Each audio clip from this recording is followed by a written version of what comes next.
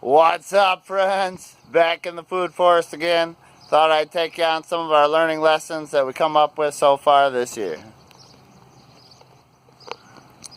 Peach leaf curls hit us pretty hard,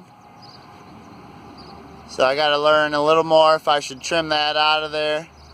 It looks pretty systemic around this tree, so I'm going to say a big learning lesson for this year is organic's great, but I think we're going to go organic sprays to help prevent peach leaf curl, and that's 3 times a year, or somewhere around Thanksgiving, New Year's, and Valentine's Day. So that's a big adjustment we got to do. We're also going to put down some fertilizer, some nitrogen, help them try to put out a new flush of leaves. Our apple trees are still occasionally getting pruned up by the deer. So they came in last night. I imagine they took a drink out of the pond and pruned on that tree for us. So we need better fencing. That's lesson number 1. If you got the resources, get your fence up right away. This looks like more peach leaf curl on our stone fruit over here. That's a nectarine. Plum's looking quite happy. So if some of these trees don't make it, we're not going to fight too hard. We're just not going to put that kind in again. And that kind of goes to one of our next lessons. All the contender peaches are looking quite rough. So I'm trying to decide if it's peach leaf curl, if it's all this rain that we've been having this year, or if it's just not cold hardy enough for this area. So that's one we're going to learn with and kind of think about it as we go. See how our contender peaches come back, or if they come back at all. If they don't come back, we won't be replanting. A lesson we've learned with a lot of our trees is the cats and the deer will claw at them. I'm going to take you over and show you what I hope isn't a hard lesson right here.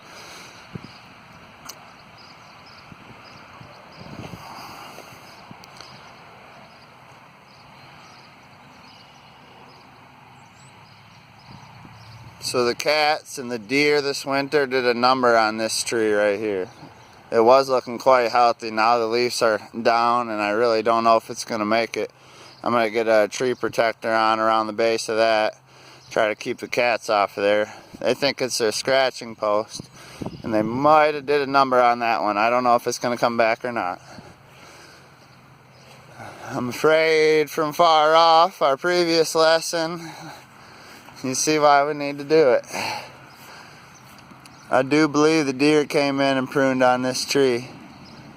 It's got a little bit of green left, so hopefully that can make it. Looks like we got some pruning all around, actually. That one's hard to pick up from right here. So the deer came in and got us again last night, so that's one of our lessons. We need proper fencing. That's something that we knew, but it costs money, so we're just doing what we can do. Oh, wow. Yeah, they really got this pear tree right here. That's not good for it. There's a little bit of green leaves left. I imagine it'll come back as long as we can try to keep them out of here. It's part of why I leave so much of the plastic on the fence around here. It looks a little rough, but I'm trying to get anything that'll make some noise, maybe something they'll step on, you know, so I don't clean everything up perfectly perfect. Because anything we can do to try to keep the deer out of here. This is my first time through, so you're seeing with me. They came through and did a number. They might not have got that one. And also we went a little too thick, possibly. We're learning as we go, but for doing these annuals, it's a little tough having such thick wood chips. So these are doing a little bit better now. I've taken them down quite a bit and made the rows so that when we get a heavy rain, the wood chips aren't completely washing these plants out, which they have washed out some of them. I've replanted a couple of them. And the corn was where I first started, and I learned that lesson right away. The wood chips are way too thick over here if we want to do annuals.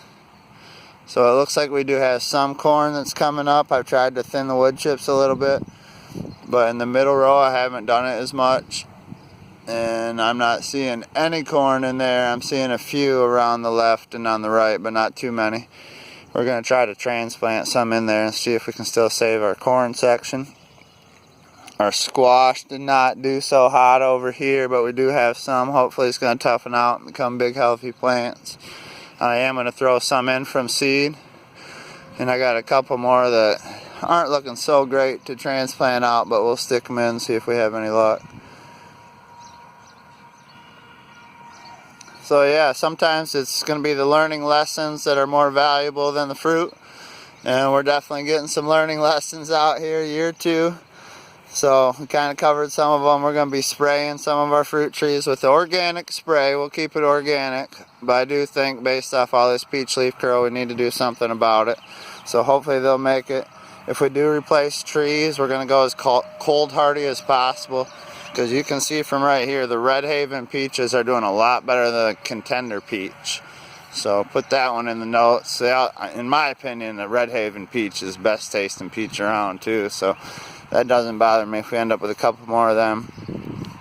We might go so far as less peaches if we replace these, because honestly the pear and the apple does a lot better in this area. So instead of struggling uphill, we might just replace with a, super hardy apple tree. I got Liberty apple trees in mind.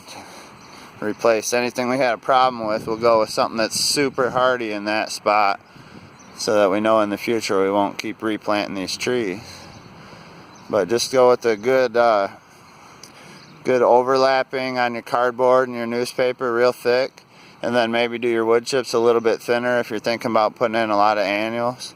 This area is probably done a little better for annuals. It's not quite as thick, and you can see we don't really have a weed problem. So find that happy medium if you're thinking about doing annuals.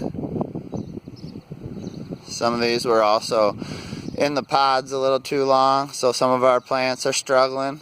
Some of the annuals, we're going to transplant some of them up since we haven't been able to get them all out as fast as we like. So yeah, there's a lot that I'm learning, and I want you guys to learn along the way. Don't claim to be perfect over here, but you can definitely learn a lot with this as we go through our struggles, our ups and our downs. But I think if we just keep planting, keep learning, keep getting stuff in the ground, we're going to end up with a lot of good results in the end. And no matter what, you get your small victories along the way. We got our strawberry patches going strong, and who knows how big them tomato plants and everything that we do have planted out will be a month from now. So even though it's been a bit of a struggle this year with lots of rain, lots of work, and little time, you can see that we're still making some progress, and we're learning our lessons along the way.